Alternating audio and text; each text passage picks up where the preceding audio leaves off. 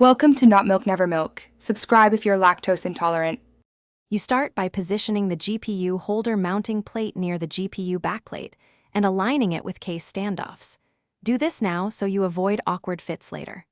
Once aligned, loosely install one M3 screw to hold the bracket while you check clearance front to back.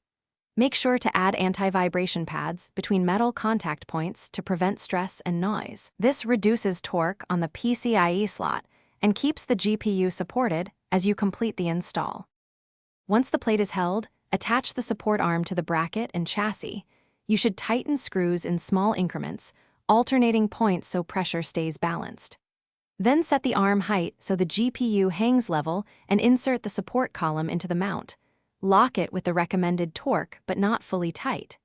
You want slight play to fine-tune. If the arm includes a ratchet or screw jack, use it slowly to raise the GPU until the card bears minimal weight on the PCIe. You finish by fully seating the GPU into the slot and torquing the holder screws to spec. Double-check the PCIe latch clicks and that the card sits parallel to the case floor.